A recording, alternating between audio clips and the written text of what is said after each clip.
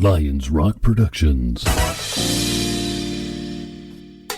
This is Jay This Moore. is Greg Proops. This is Jordan Harbinger. This is Dexter from The Offspring. This is Nathan This is East. Sebastian Younger. This is Rick Marotta. This is Stuart Copeland. This is Mick Gillette. This is Andy Summers. Hey, this is Skunk Baxter. This is Gabby Reese. This is Rob Bell. Hey, this is John Leon Guerrero. Hey, and this is Pete A. Turner. This is Mark Christopher Lawrence, and you're watching the Break It Down show. And now, the Break It Down show with John Leon Guerrero and Pete A. Turner. A man so funny, he killed a man with a joke. Happens. It does happen. And I love that bit that you do. And it's on YouTube, on his YouTube channel. I'll put a link up to that here in a second. This is Mark Christopher Lawrence. He's a comedian, an actor, a screenwriter, just an all-around talented dude. You for sure have seen him in a bunch of things. I think Terminator 2 is probably the most fun, but there's a lot of things. You have a new movie coming out called Family Camp. But I want to back up to this premise. If you kill a man with a joke and then you go to prison for it, even if they're just holding you overnight, it's pretty damn funny. And is it manslaughter or is it premeditated? Is this worse? Well, the thing that worries me is if it happens to multiple people at a show, am I a serial killer then? Right. You tried to be as funny as possible. Yes. And you said you loved to kill him. I was killing him. I've heard you say it, and all of a sudden this is a ridiculous premise.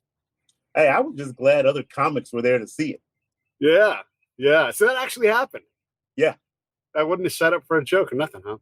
When you say things, and a lot of comedians say this, when you say things like, this absolutely happened, I believe you that in general, all of the comedians are telling a true story. You may have to embellish, you have some creative license, but life is too funny to have to make shit up. Yeah, sometimes you just, stuff that happens to you on a daily basis. Just, Yeah. I was, here's a funny thing, and everything can be funny. So we're in a firefight in Afghanistan, right?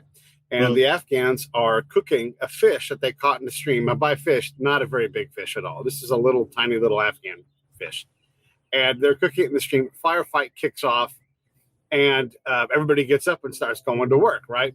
Now, firefight sounds a little bit crazier than it was. I mean, there is a gunfight going on, and we are in it, but it's not like as dramatic as it all seems. But we are, going towards this fight, closing distance.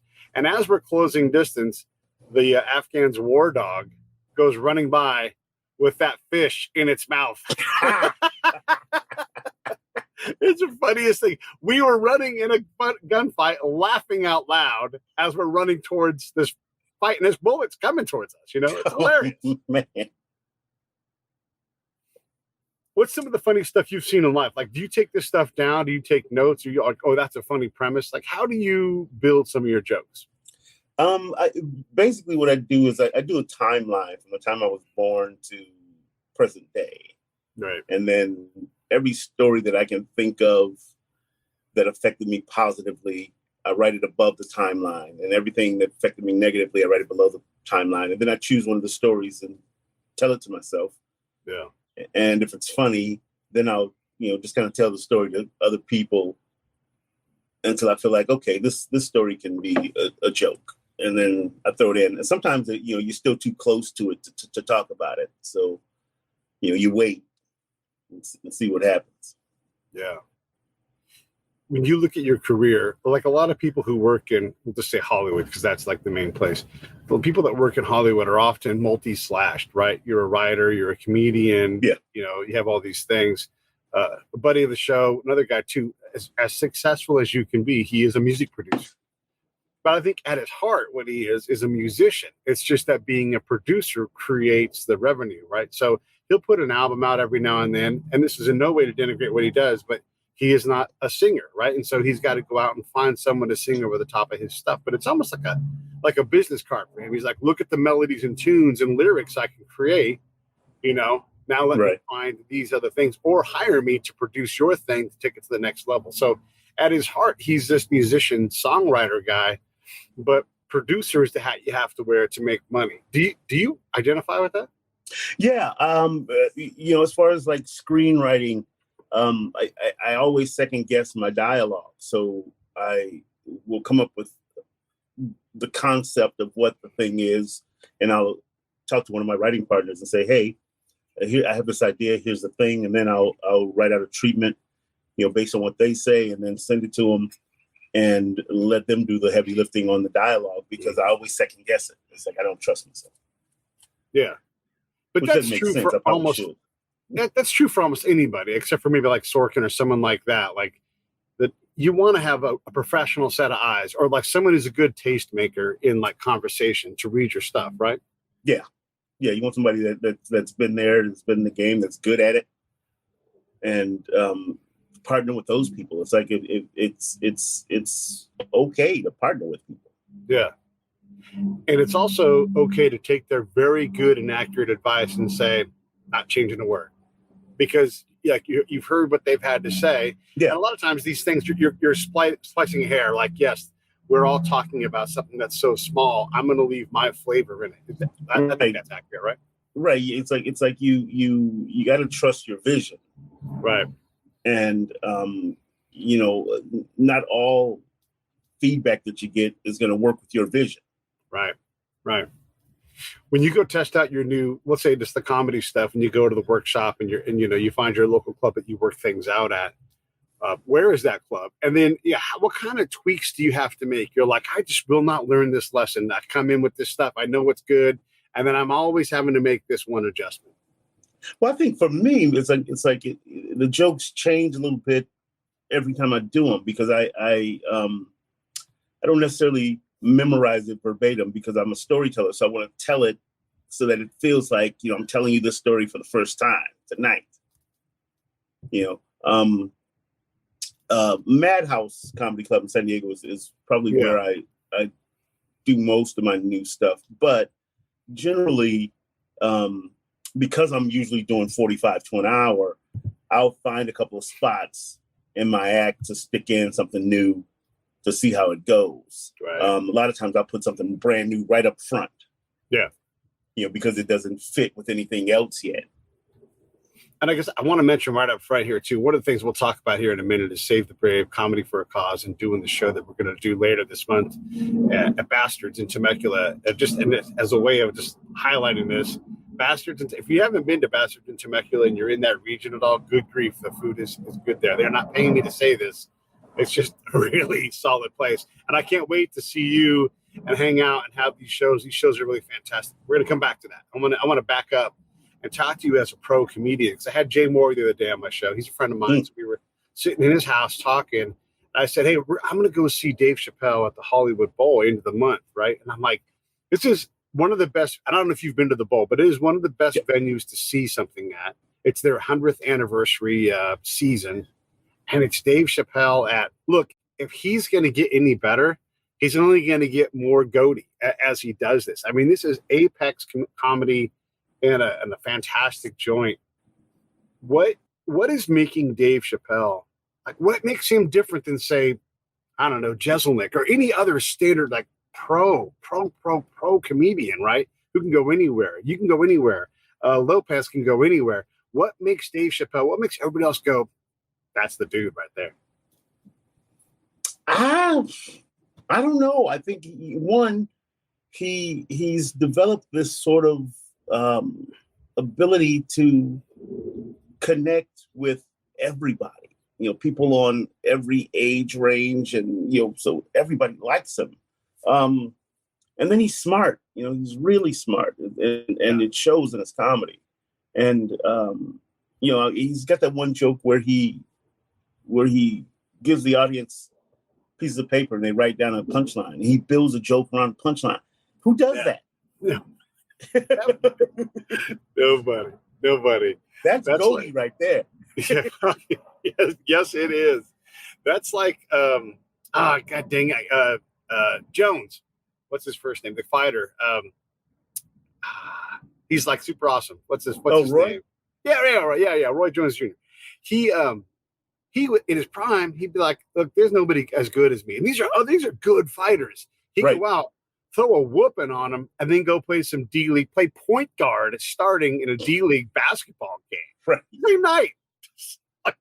Right. it's crazy to see someone so skillful. Then the other thing about Dave, I think is funny is like I've been trying to understand it, right? I'm trying to look at him like this is why he's different. This is why he's different. Because like his impressions of people, it's the same impression every time, depending on what group of people.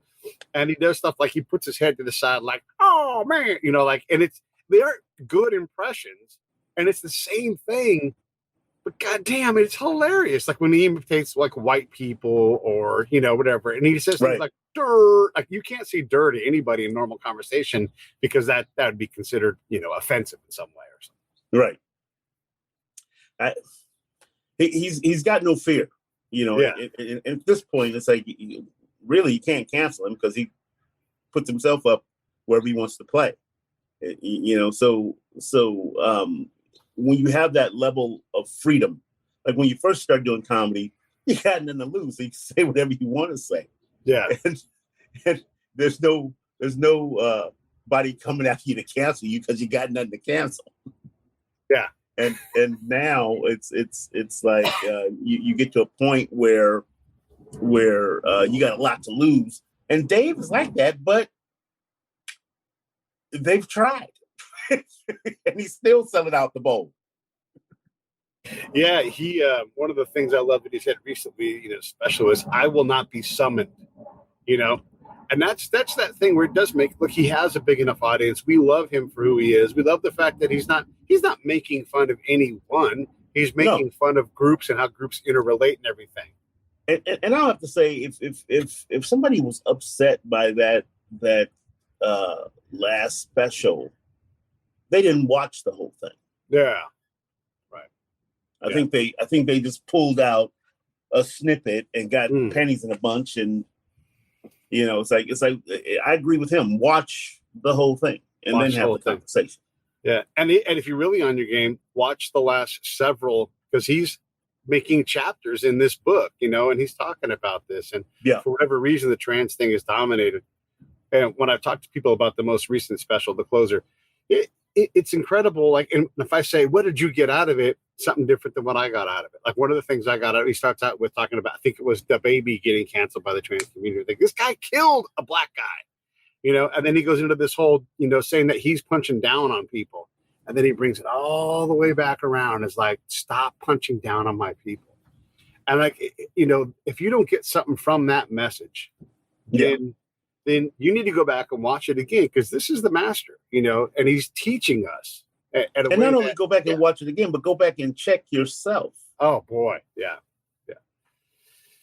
Jay and I talked. Yeah, go ahead.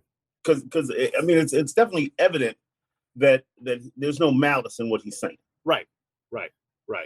And when you dismiss his good intent and insert malice, again, check yourself. Because this is not a man who's full of hate, Exactly. Find someone that knows this man and says, "Oh, that's a hateful motherfucker right there." Like you're not going to find that person. That person doesn't exist. No.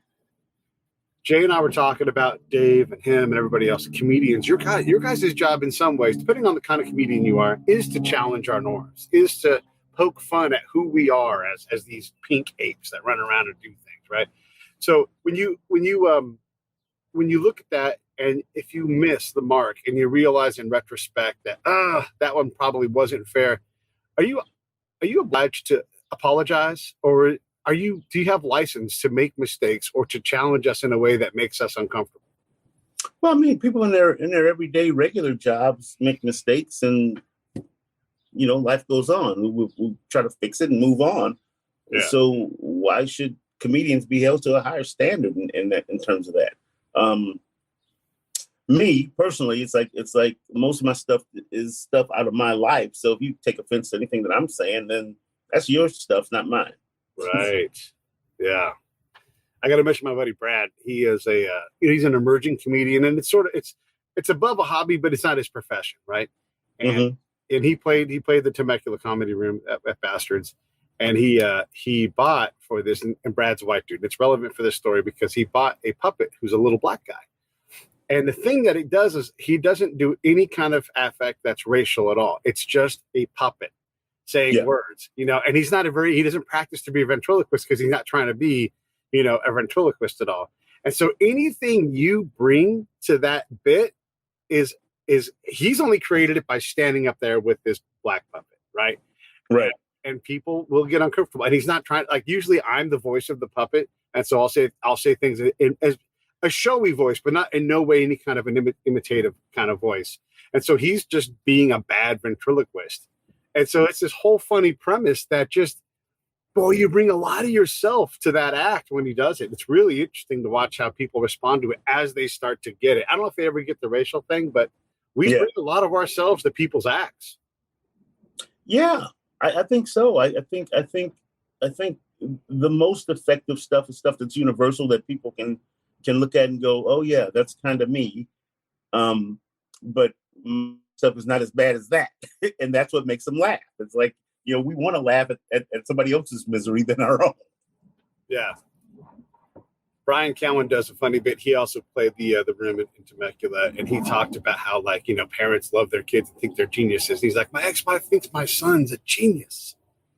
And then he gives examples of all the stupid shit his kid does. He's like, this guy is not a genius. He's not, but these are the things, these hilarious life moments that you see. You're like, yeah, my kid's a genius until you ask him to take out the trash or whatever, right? Like, all of a sudden they get real dumb, Hey, man, put the dishes in the dishwasher. I got beaten almost every other day for not taking out the trash. Yeah. Or like, put the dishes in the dishwasher. Like, you can't actually have French toast on a plate going into the dishwasher. This is the genius that we're raising here. It's like, oh, sorry.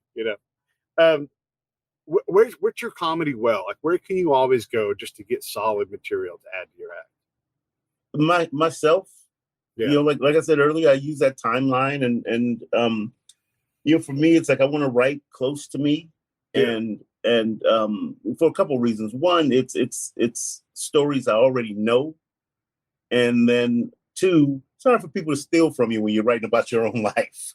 Yeah. Let's talk about that too, because there's a lot of, look, every joke's been told already, right? It's just variations on that same thing. When you watch Dave, or you watch Jay, or you watch Brian, or someone watches you and they're a comedian, are you able to watch those guys and just enjoy their comedy? Or do you watch like a mechanic and go, nope, ooh, that's good. And then would you take any of that? Not the joke, but like a twist, a turn, a tilt of the head. And then what's too much? What's too much? People and purely from an entertainment value. Right. Mm-hmm. I try to get some value out of my time. So I'm watching you. I'm watching you because I want to laugh. But every once in a while, somebody will do something that makes me go, oh, wow. Like there's a guy, Chris, I can't remember his last name right now. He used to write for Chelsea lately. Okay. And he does this thing where, and I don't even know if he knows he's doing it. He every once in a while gets soft spoken. And one night I'm watching him and I noticed that the audience kind of leaned in when he got soft spoken. So every once in a while I'll throw that in. Chris Frangiola? Yeah, Frangiola. Okay. Yeah. Yeah, there are certain things that you do, right? Okay, so what's too much? Like Jay and I talked, and it's always, when we talk comedy, we talk about like the nuts and bolts of it. And he, Buddy Hackett was one of his mentors. And one of the things Buddy said is, when you go in, no matter what, look to the back of the room. You look up to the balcony, even if there's not one there, and you thank people because they spent their hard-earned money to come and see you. They want to be able to look at their girl or there's someone special and say, hey, that comedian saw me and said hi to me, And so like Jay does that. Like it's part of who he is. It's become, and that's good, useful and copying, right? It's not too much. Where does too much start to hit the line? Like when are you straddling that line when you're like too close to the comment? Well, I think if you're doing a bit that somebody is doing and they've been doing it before you, then chances are you should stop. That's too much. Okay. I think mannerisms and stuff like that. I think it's best to try to find your own space. You know what I mean? The thing that sets superstars apart. And not just comedy, but in everything, in acting, singing, modeling, it's the things that that make them different. Like Okay. there's only one Michael Jackson. There's only one Ray Charles. There's only one Stevie Wonder. You know what I mean? Yeah. You know? Yeah. And it's because they found their own voice and the way they do what they do. And when you look at comics, it's the same thing. The ones that are huge are very different from everybody else. And if you find yourself trying to do somebody else, then you've lost the whole point of the art of it. You know? Yeah. There's only one Sam Kinison. You know what I mean? Yeah, boy, Sam. God damn, that guy was awesome. You know, I obviously it sucks to lose someone like Sam or, you know, any of the great comedians who we lost to really for whatever reason. But I hate that the new generations will never understand how incredible Sam was, or Robin Williams, like the older guy who acted a lot more. You didn't see the greatness when the moment he came on stage, and you knew it coming in before he even got there. Like when you're like, tonight on Johnny Carson, Robin Williams, you're like, oh, you cannot miss this, right? It's already excitement because you know who's coming. I hate that people don't get, you know, Greg Giraldo or Sam Kinison and all these other guys, Patrice. I mean, they were legends, but they left so much money on the table, you know? Yeah. Yeah. I have a friend who watched me one night, brought his at the time his new wife to the show, and after the show he said to me, he says, you know, there's a lot of comics that are very good at comedy and then they try to act and they're not good at it. He says, yeah, but you're good at both. Yeah. He says, I have an idea for a one-man show. So we started working on this one-man show that we're trying to get on his feet. It's like, you know, COVID didn't help at all. But I think this year I'm going to really focus on just trying to get these characters into my head and then start putting them on stage so that we can finish the process of writing this thing out. But I think it might be my vehicle to Broadway. This is a question I wanted to get into with you because, you know, what's great to you and what's your purpose? Like, look, if anybody has any doubt, Mark knows how to write a joke. You don't got to worry about that. It's not about comedy for you now. It's like, how good can you do it? What can you create? What can you gain access to? Yes, you can act and all of those things. But when you write something, you write, this is going to be, you know, Pulitzer grade. This is going to get me a Grammy. I'm like, are you looking not for the accolade, but are you trying to make something that's a certain grade level? And do you have something in mind what that grade might be? I think I'm just trying to be good at it, be the best I can be at it. Yeah. And if you work that way, then everything else falls into place. And you don't have to think about, I'm trying to get a Grammy or I'm trying to do this, I'm trying to do that. I just try to be the best that I can be at it. And so it's not boring for me. Because, you know, once I get bored, then you're going through the motions. Right. Comedy is not one of those things where you can reliably do the Mamba mentality Kobe thing where you're like, I'm going to work out 4 times a day for 2 hours. That doesn't necessarily make you a better comedian. Matter of fact, might make you a bad comedian, right? So when you look at being great at comedy, and it's also so individual, like you're not competing against 9 other dudes on a floor and anything else, right? So how does one pursue greatness at comedy? I mean, especially like for you, like, you know, the framework of a joke, you know, the joke part really is like, yeah. And like Dave Chappelle, I'll tell jokes backwards. Give me the punchline. I'll tell you a joke. The joke writing, that's nothing for you, right? You're a pro. So where does greatness live and how do you chase it? If I knew that, I'd be famous already. Yeah. Okay. This is another question then. When I meet writers, comedians, actors, I'll say, yeah, I'm an actor. And I'm like, well, okay, what level are you? Like, I met Kevin McNamara. He's like, I'm a comedian. And I'm like, oh yeah, that's great, man. How good? Like, what level are you at? You know, you've got to learn because look, you can legitimately be a comedian who goes out and plays all kinds of places and is regionally really well known and can do it well and have either a good part-time job, maybe a full-time job. But it doesn't make you a national headliner. And a lot of people can say they're national headliners and you're like, I don't know who this guy is, right? So I guess I'm wondering what level comedian are you then if you're not famous? I mean, you're obviously successful. You're doing things all the time. You're getting hired for jobs. You're known. What are you? I lost the audio. I can't hear a word you're saying. I was saying comedians come in a lot of shades and varieties. A lot of people can say they're national comedians. and we just don't know who they are, right? They don't have that notoriety, but they are very successful comedians. You can be a successful regional comedian. You can't hear me. Okay. I'm gonna okay, let's see here. All right, so Mark can't hear me, so I'm gonna kick him out of the studio here. All right, I kicked Mark out of the studio for a minute. Hopefully he'll come back in. I'm going to send him a text. Live show stuff, right, is what happens with live shows. Hey, how's everybody doing? Hey, here's what I want you to do. You can support the Break It Down Show by going to breakitdownshow.com. Click on that PayPal link, and you can put in your own personal subscription with me. If you want me to do something for you, great. I mean, besides making the show, that's an awesome way to support me. And that number grows each month. It's like my own Patreon, but I don't need Patreon. I need you and me. And then we'll work on something together. You want me to come and see you? You want to go do something, whatever it is. You want to talk to me on the phone? Hey, invent your own subscription. Like, this is how I want to support Pete. Now, let's see if we got Mark back. Can you hear me now? Yeah, I don't know what happened. I don't know either. Hey, I just did my plug. All right, let me ask you this question for the third time. Here we go. You ready? Yeah. Anybody can be a comedian. So it's like being a chef. Like, yeah, I'm a chef. Okay, what does that mean? So at a comedian, you could be actually a national level headlining comedian. And like, who is this person? You know, oh, they were on this show. Like, well, everybody's been on that show. Like, it's not really a separator. You can be a regionally successful comedian where, like, you play the San Diego circuit and you make a nice little bit of money, or you never have to buy a meal on Thursday nights or whatever it is, and be a comedian. You say you're not famous, but you're notable enough to get work and get hired to do things and to work. Let's have someone say, let's work on a one-man show. So you have some level of notoriety. What level are you? And then what's the level above you? I think I'm still grinding. I think I'm a regional comic, and really it's here in San Diego. It's like it's hard for me to get booked anywhere else in the country. I'll send out emails. Sometimes I don't even get a response. Yeah. It wasn't until Dry Bar that people started reaching out to me. Yeah.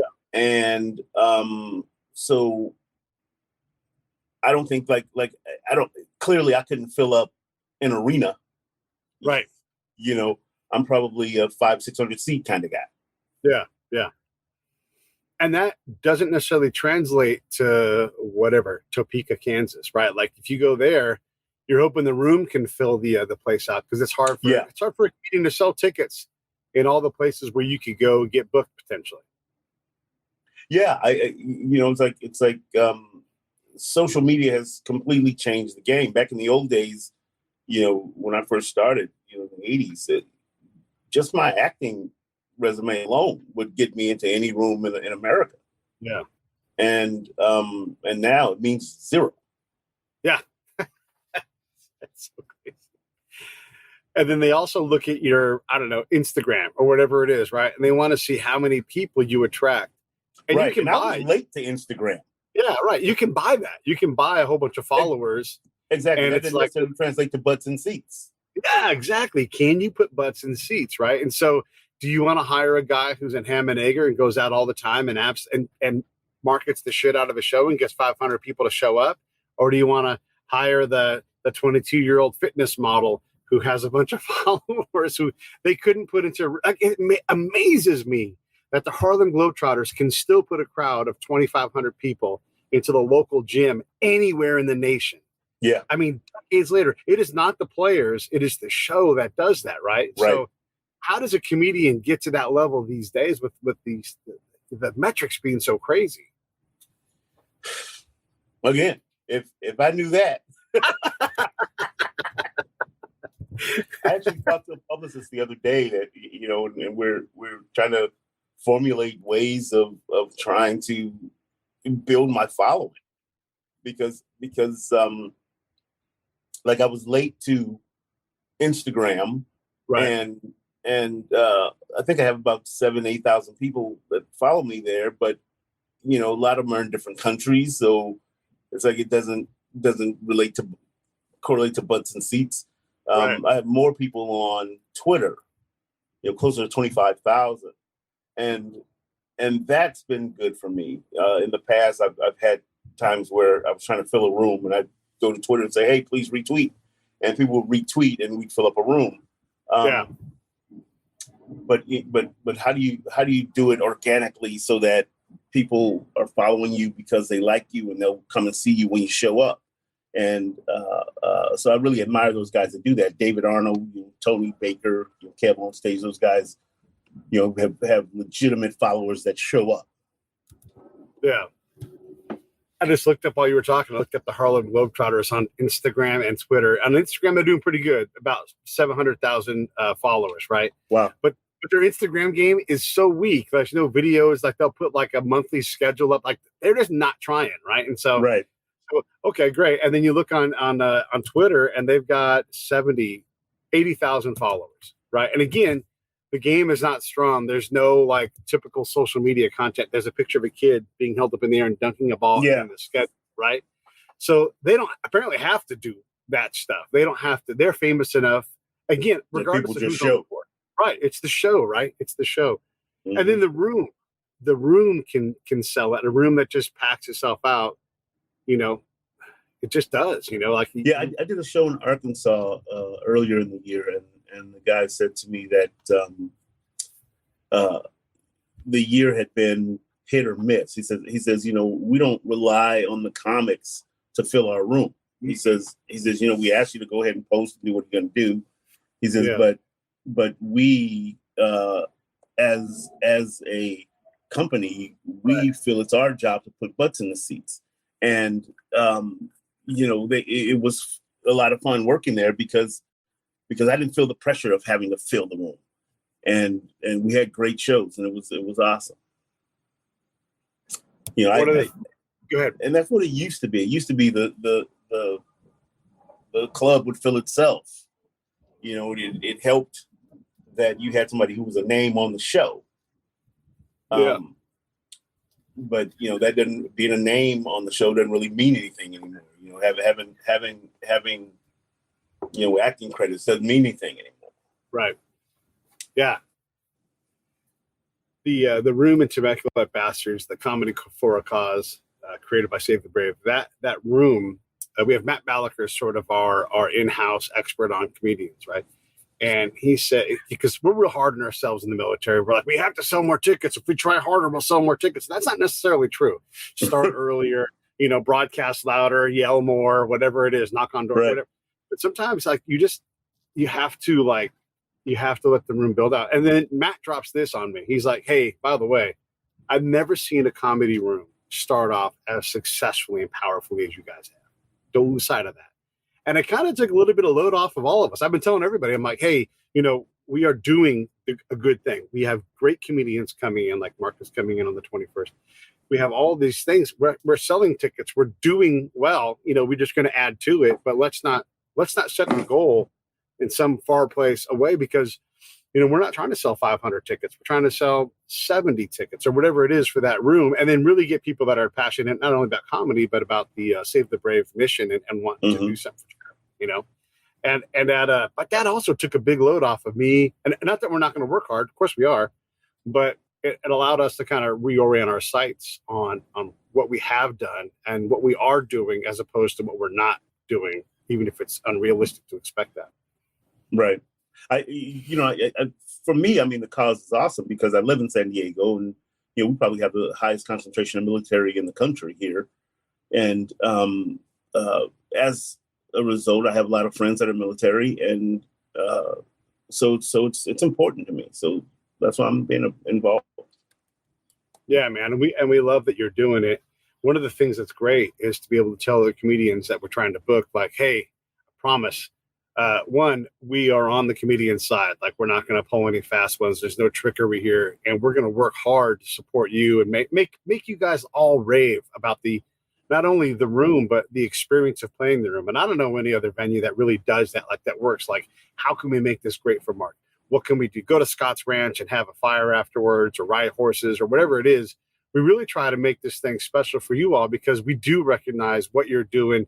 And for the most part, nobody's getting paid to do this. Just the charity's taking all the money, Yeah, it's hopefully people come out and have fun and help some people. Because at the end of the day, that's what it's all about.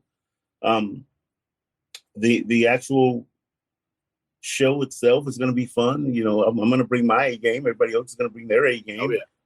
So just come on out, folks, and have fun.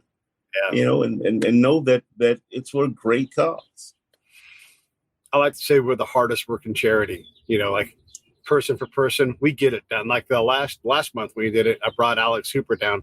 I drove from Orange County up to Hollywood, down to Murrieta. I picked up our buddy Phil, who you'll probably meet this month. Went from Murrieta over to Scott's house, and then out to the venue. We did comedy, drove back to Scott's house, drove back to Phil's house, drove back to Hollywood, and back to Orange County all in the same day. That's a 14-hour day. That's a 14-hour motherfucker right there, right? And I was stoked to do it, you know? Yeah. We could put him in an Uber, but it wouldn't be the same. I don't want to put someone in an Uber, like, you know, yeah, it's a lot of time and money and everything, you know, but look at the value. You know, Alex knows who we are now. We've talked for hours and hours, and I'm real proud of how we approach it. And it's not just me; it's the marketing. Have you been to Bastard yet to eat it all? I haven't been to Bastard yet. It's so good. I'm looking forward to it. Yeah. What makes a great room to you, though, as a comedian? When you show up somewhere to a new room, what makes it really like, man, I'd play that room anytime? It starts with management and how the management staff treats people. You know, if you're treating the talent well, you're treating the audience well, then that shows up in the room. You know, the audience is having a good time, the talent is having a good time. And then acoustics, you know, what's that like? Like sometimes you do a show that's a quote unquote bar show, and there's some people that didn't come for the show and they're just sitting at the bar talking. Right. And it's horrible. I mean, for a comic, it's so distracting for me because so when you take that element out of it, it's fantastic. That helps your room. Yeah. And being willing to shut somebody down if they're disrupting the show. You know, it's like when I'm up at 3 a.m. writing jokes, nobody else is there. So why are you trying to help from the audience? Yeah. How do you flex your show? Like, you're going to watch, so in this case, you're going to headline, right? You got two guys going before you, and, you know, they're doing some level of their job to get the room really warmed up, and everybody's trying to do great. You get there. How do you, and then maybe the room, you know, in comedy, the room can be a totally different thing week to week, you know, depending on where you go. It might be like this race or this ethnicity. I mean, look, you go to a room where it's like Mexican comedians, it is a totally different vibe to the next comedy guy who comes into, you know, the improv or wherever it's going to be, right? There's the ethnicity aspect, but there's also the political aspect, and I mean, there's always different things. So how do you flex your act, and what are your favorite kinds of rooms? I missed that last piece. What are my favorite kinds of rooms? Like, I just like a room that's like this kind, like not necessarily like ethnicity based or anything, but like, what are your favorite audiences to play in front? Lately I've been really liking like theater audiences that, you know, the theater is part of the process and getting butts in the seat. So they're using their mailing list. So it's an older audience, you know. That's kind of my wheelhouse. It's like they come to laugh. They don't bring in a bunch of trash with them that was in their day. They come in there to get stuff off their chest, so they come to laugh. So I love that kind of audience. But for me, it's like when I'm working, no matter what happens in front of me, if the guy right in front of me tanks, then my attitude is they can't wait to see me. And the guy in front of me is having a killer set, then I jump on stage and ride the wave. You know, I hate it when like the host of the show, somebody's just killed, and then the host comes up and does a few bits and sucks the energy out of the room. Yeah. That was just there. It's like, bring me up. Bring me up. Yeah. That's when people say read the room, we all can read the room better. And you're right. Like when you see that host, and I try never to tell the host their business, you know, let them be the host. But yeah, you hope that like the room is hot. Let me just go up and be like, I'm going to get out of the way right now. Here comes Marcus. Performance, you know, and not even, I just do like half like young guys that are hosting. It's like, look, if the guy just killed before the headliner, don't do any time between the headliner and that guy. Bring the headliner up and let him go to work. You know, because they don't understand that it pulls that energy out. sometimes you get somebody in front of you that their energy is too much. It's like the other night I did a show and there was a young lady who had her energy was like, whoa, just through the roof. Yeah. And I was glad there was somebody between me and her because I didn't want to try to match that energy. Usually what I do is whoever goes in front of me, I'll match their energy and then bring it down to where I want it to be. Or I'll sing first. I'll do some stuff where I'm singing, and that changes the energy in the room a little bit and puts it to where I want it to be, and then get into my stuff. And these are like things that you learn on the way. It's like how do you manage the room when that energy is not where you need it to be, or where you would like it to be. And that's what being a headliner is all about. It's like I've worked with a lot of headliners over the years. My early years, I put probably hundreds of thousands of miles on rental cars because I had to drive everywhere. You wouldn't get paid enough to fly.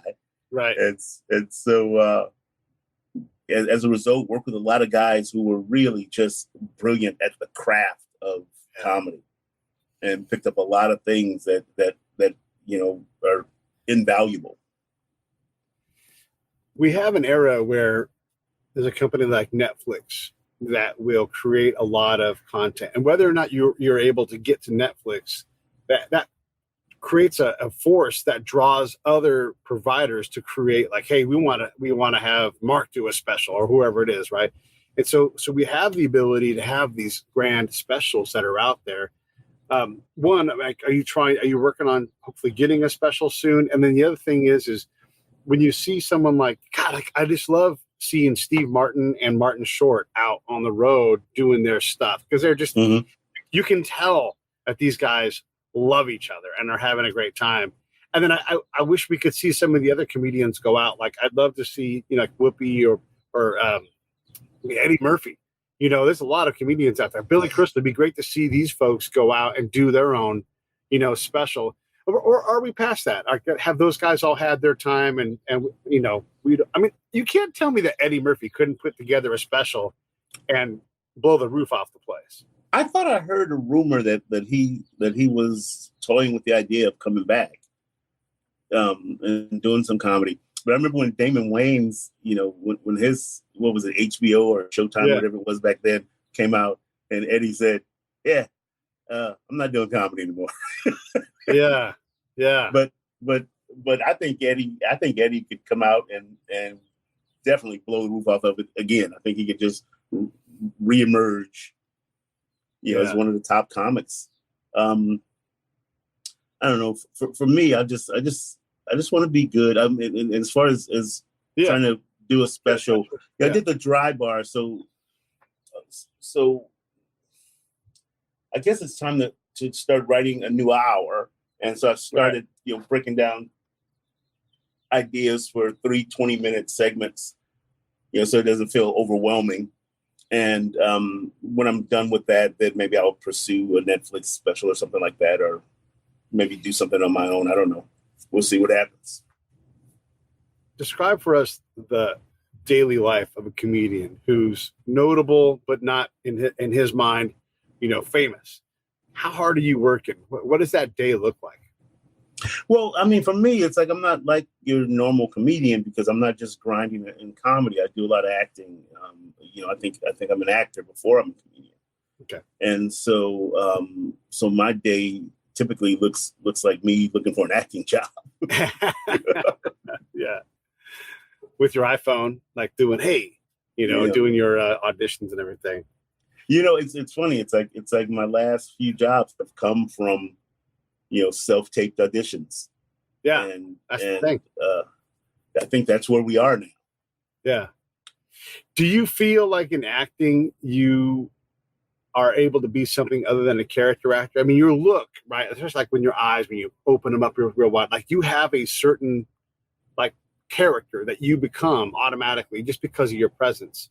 Can you be an actor who's more than that to somebody else, or do you have to play like a role where your physicality kind of drives who you are? I'm an actor. I'm okay. Shakespearean trained.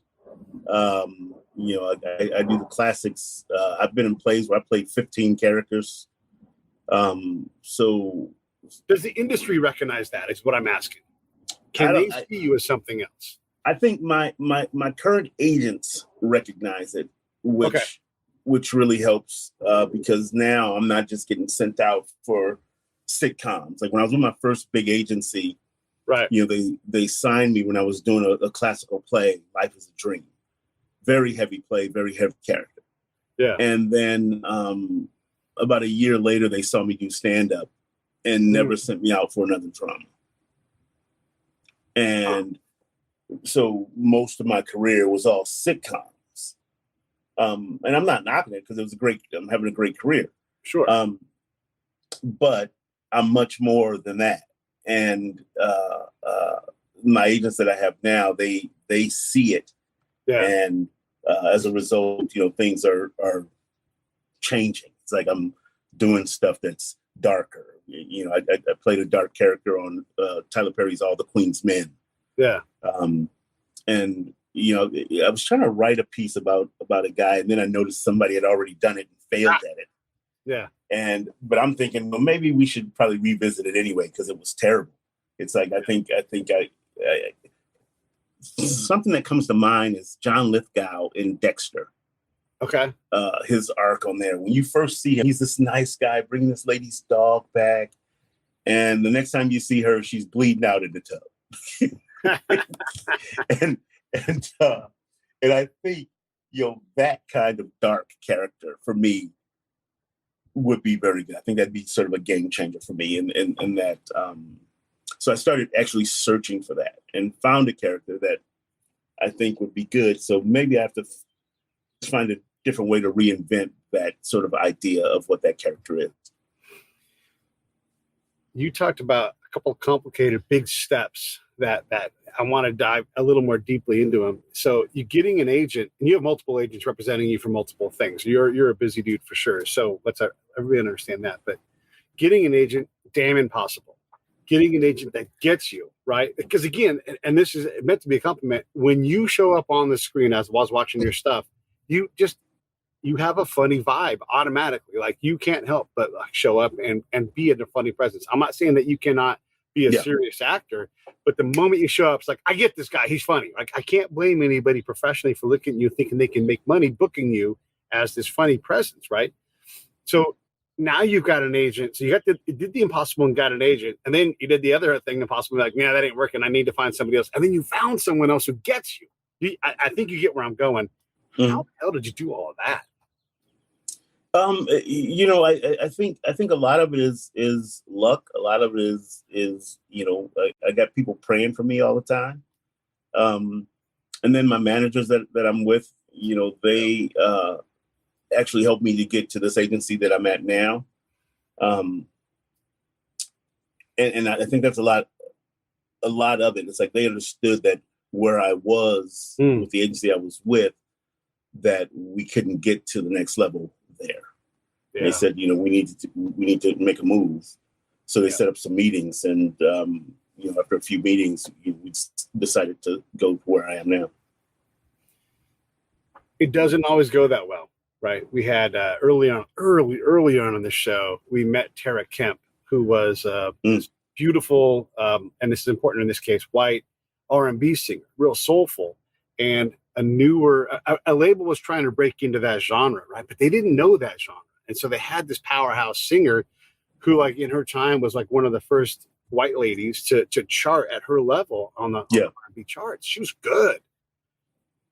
Signed by the wrong label, though. And really, in a lot of ways, created barriers to her career that were hard to overcome, without a little bit of luck or someone saying, hey, no, let me grab that contract.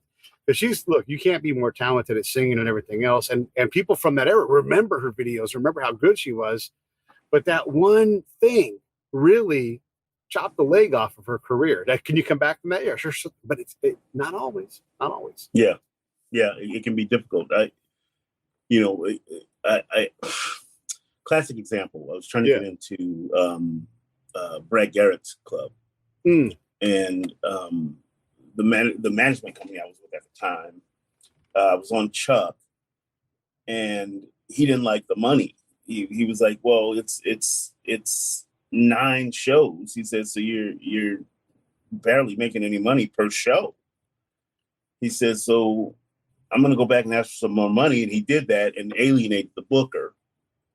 And even after I left there, it's like I hit her up one day and she says, yeah, I know who you are. She says, I had a conversation with your manager, tried to get you in here. And now I don't see any reason to open up the roster to anybody else. She says, we have arguably the best club in America right now. And I don't see any need to bring any new faces in here. And so I was guilty by association. I was like, Yeah. And it's funny because before Brad's Room got really hot, comedy was, I'm going to say the words dead in Vegas. It was not a good place. Like, look, there's the Dirty at 12:30 at the South Point, and that's cool and that's fun and everything. And I'm not saying there wasn't comedy scenes there, but this is fucking Vegas, right? And there was not a hot comedy room and it took a minute for that room with Brad's name attached to it to get going somewhere. Yeah. And I'm not talking about Carrot Top having an amazing comedy show at his own theater. I'm talking about a place where comedians come in and work. That's God bless those guys for figuring that out and filling that hole they needed to. But man, that sucks that you're associated with this way. I've got the same thing. Like I'll bring on co-hosts sometimes, and sometimes that co-host is so excited to talk to this person that they never dreamed that they'd be able to talk to on my show. That they take out a little bit too much credit on my account, and then I can't get back to that person again because we didn't do a good job hosting, right? And and it makes it hard for me I can't get the other. I have to maybe win the other person back, and that co-host I can't bring back on because they weren't able to do their job in a way that allowed the guests to shine. Right. And if I had a nickel for every time I was in an interview and it was an all about me interview, not me, but the host, I'd be rich. It's like so many times, it's like people don't really get the things. Like you start telling a story and then they jump in because they got a similar story. It's like, yeah, man, I hear you. It's an art to do this well, right? It's an art to do what you do well. It's easy to look at someone doing comedy. Like, look, I always use Andy Jeselnik because I think he just is so good. He makes it look so damned easy, right? Yeah. These jokes that in theory anybody could write, except for you don't, and you can't, and you also don't get access to the stage to perform it. And so what we all miss from watching is how damn good he is at just putting this stuff together. And you're just like, damn. But that's the difference between me and someone who won't even get to an open mic and starting the process to learn how hard it is. And then actually doing what Andy does at his level, because, he's not the world's greatest comedian, but he works exclusively as a comedian and he makes a lot of money doing it, Yep. I think to be able to just have longevity and to be able to work anywhere. Yeah. For me, I think is good. I mean, I don't have to be the biggest comic in the game. I do a lot of comedy at churches. I like churches. Yeah. Those audiences, they come to laugh. It's like they're not drunk. Nobody's heckling, and it's just something about that environment that I really like. If I could do just all churches, I would. But I like doing the clubs, and so for me, my focus now is to try to find a way into it. More and not just here and on this side of the country, just try to get all over the place. The picture I used on the cover for this episode is a picture of you, and it's got scripture above it. Now I took the scripture out because I wanted the picture. I didn't need everything else, right? I just wanted. No, you should have called me. I'll just send you the picture. Yeah, whatever. I was behind already. I threw a party last night, so I got to tell you this. This is crazy. So I met my birth father, right, and the whole family. My brother Eric passed away in October. And coincidentally, I also met my birth father and this whole new family. And so I had a bunch of my Norton family over last night. And the things I was supposed to do got sucked up into having what turned out to be a 7-hour party. So 11 hours of work and then we closed. Oh my God. So I got a little behind on my work. So I just had to crank the thing out. But I guess the thing that I wanted to say to you about you is you're obviously a man of faith. You even put it out there in your social media by using scripture and all of these things. And we in America are struggling with our spiritual accountability and what it's okay to do. Like, I've got a friend, I'm in an active Facebook post right now, and that person is talking about the negativity of religion and how it causes people to have hate and all these other things. And I'm not trying to put anybody's faith into any different light and everything else, but how do you deal with your faith in an environment where not everybody needs to have, especially a Judeo-Christian kind of mindset in terms of spirituality?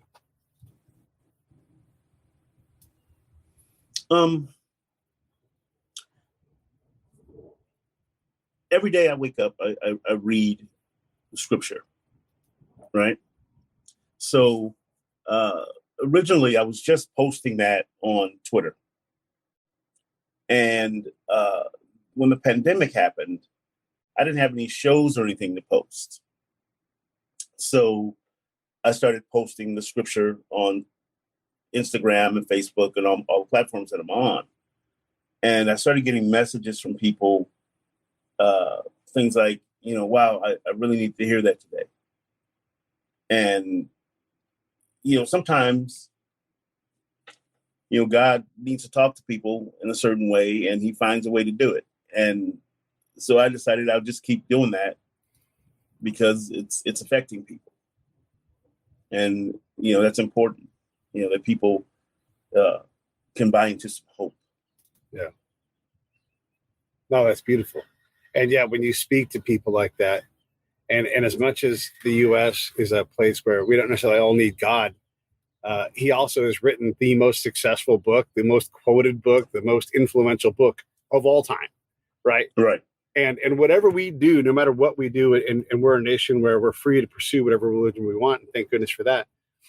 But it's all tied to the big guy and what's in that book. I mean, you can get Eastern, you can get some other kind of thing more universe-driven, but almost every single thing in that is covered in that big black book called the Holy Bible. And I'm not a big ad for the Holy Bible, but if you, just like Dave Chappelle's show, if you go through that book, you will get more out of that thing every time you read it. There are books written about how to read the Bible. And those books sell well. It's an incredible thing, man. Right. Yeah. So look, I don't want to take too much more of your time. I think the world of you for coming and doing the show, Comedy for a Cause. People should go April 21st and watch Mark play. It'll be great. If you're not in Temecula, then come to Temecula. It's wine country down there. And come down for one of the months when we do a show and see whichever great comedians. We've got a triple headlining show coming up in a couple of weeks after Mark's show. So this is tons of great things. And I appreciate the hell out of you for doing this. I can't wait to meet you face to face. What do you want to say in closing? Do you want to ask me any questions? What else do you want to do with the last couple of minutes we have left? I just want to let people know that come on out, laugh, have a good time. Let's take some pictures and meet each other. That's one thing I love about this job is that you get to meet people that you probably never would have met unless you were on stage, and take some time to love somebody. Just you could do something small to make somebody's day so much better. I saw a guy the other day in the parking lot, actually it was yesterday, and he was looking under cars, and I was like, what is he looking for?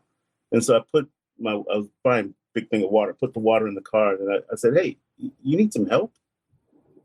And he said, yeah, I dropped one of my hearing aids and I don't know where it went. And so I kind of went with him and, I said, well, you go that way, I'll go this way. And we just kind of looked under cars. I said, well, which way did you walk? And so I traced back his steps and found it. Yeah. And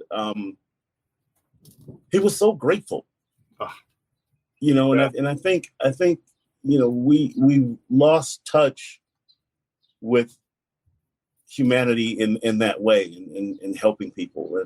And it doesn't cost you anything to tell somebody to have a great day or to shake somebody's hand, introduce yourself to somebody, or buy somebody a cup of coffee every once in a while. I've often at the airport, I'll see some military guys sitting and I'll pick up their tab. Yeah. or somebody who looks like they need something, I'm usually led to do something. It's not every guy with a sign that gets me, but every once in a while you see somebody who's like, and I'm led to give them something, to a nice word or even some information. It's like you never know what somebody needs until you take the time to love on somebody. Hearing aids right here, right? And sometimes you can't even tell that. Like, I forget that they're in there all the time, and if they fall out, when you realize it, oh my gosh, you're in such a panic because I get them through the VA, but maybe I won't have them for 8 months. Like right in the beginning of the pandemic, I pulled my mask off and I was on a boat, and my hearing aids went straight into the ocean. And I'm like, even if I find them, they're not going to be any good. And I couldn't find them. And it was shallow. It was like a harbor, right? But I couldn't find them. They were gone. And it was no real fault of my own. I just took my stupid mask off when I got on this boat. Right. And to have someone stop and take time out of their day to get on their hands and knees to retrace my steps, oh my God, there'd be no way I could thank you enough for where that would, because it would crush my whole day and limit my life until I could get them replaced. And if you're not in the military, you don't have the money to replace that. Oh my God, like you would be severely, like everybody in your life would pay the price. What'd you say? Like this. It's just, and one small thing that took you a few minutes, man, I'm a big believer in that. If I can try to make somebody smile every day or something, I try to be outward facing and realize that I am part of a community and express love. I always try to love, grace, tolerance. These are like some of my guiding watchwords, And when I'm challenged, whether it's by God or just myself, whatever it is, when I'm challenged to be more tolerant, I'm like, that's right. It's one of my watchwords. I flex my tolerance muscle. I get big. And I'm like, I want to be tolerant as hell right now. I can take it, And it's funny, man. And I know I'm now pushing this past our hour, but it's funny. Like when I say we can all be more tolerant, and I get a lot of intolerance thrown back at me, a lot, and a lot of judgment thrown back at me. And I'm like, this is just how it goes. And then the other thing they'll say is like, well, I can't tolerate Nazis. And I'm like, the moment you see a Nazi, an actual Nazi, then try to be tolerant. See what you can do. So you can figure out, because you're not going to convince that person to do anything by hating them, especially, and that's if you see an actual Nazi, which is chances are that person who you think is a Nazi is probably a pretty good person overall and probably could use a friend if they're that filled with hate, Right. That's just how I see the world, man. And it inspired me to continue to do that thing. And I don't want to have the last words. I'm going to give it right back to you, and then I'm going to wrap this thing up officially. Well, I would just say to people, to stay happy and healthy and safe. And if you haven't heard from someone in a while, reach out to them and make sure that they're happy and healthy. I lost a lot of people over the past couple of years. Last year alone was just devastating. I mean, I was in the 20s of people that I lost. And so if you're thinking about somebody's on your mind, reach out to them and check in on them, see how they are. All right, stand by.